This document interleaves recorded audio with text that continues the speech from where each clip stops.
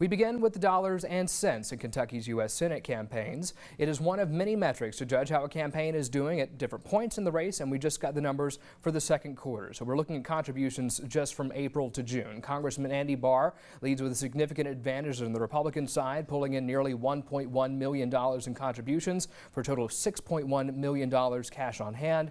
Former Attorney General Daniel Cameron reported about $385,000 in contributions. His campaign has $532,000 in the bank.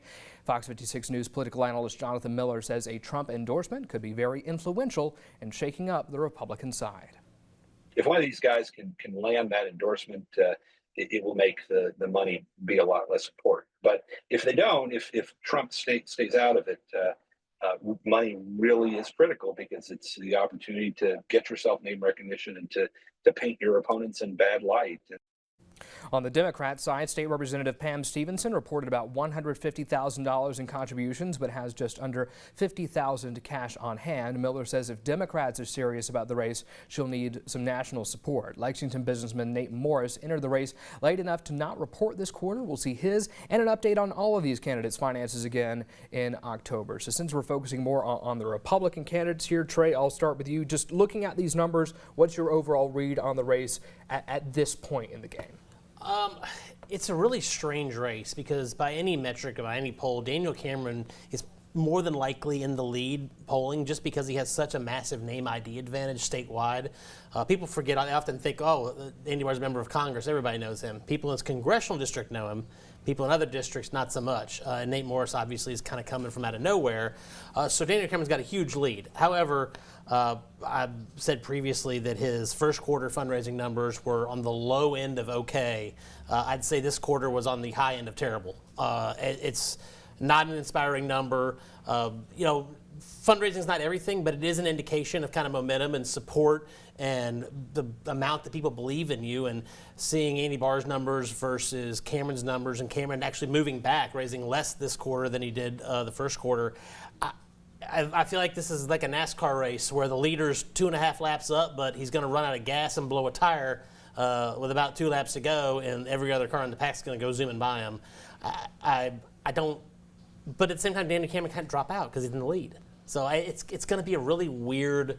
It's a really weird place for Daniel Cameron to be in. I can't recall seeing another race where the guy leading is having this much trouble raising money. Between a rock and a hard place. Jared, do you agree with that take? Yeah, so I think we're going to give out grades, right? So Trey said he gave Cameron probably a, let's give Barr an A. Yeah. And move money over and still hitting above $1 million. Cameron, I guess we probably got a D+ last time. I'm going to give him an F with a see me note, like my teachers used to do for me, because that's the kind of report that his staff starts calling their friends looking for their next job.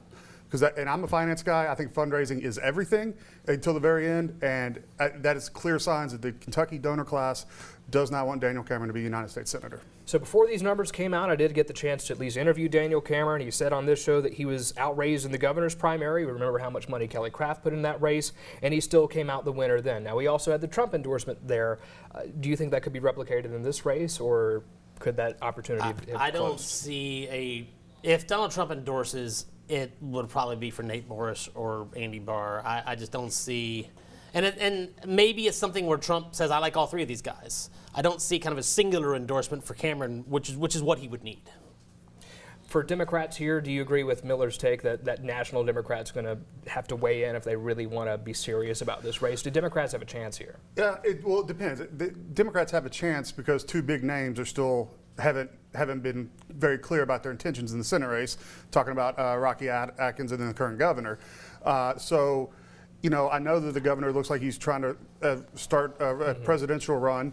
And for Rocky, to me, it's a very tempting race for Rocky to jump in because Rocky could run a full campaign, lose by 4 or 5 just because he's got a D next to his name in a Senate race, turn around and run for governor with, that's almost 3 years of campaigning, and Kentuckians like voting for Democrats for governor. They have no problem doing that. So that to me is what's really weighing on the Senate race. So those two people that are there, I love Leader Stevenson, but that fundraising number needs to be higher.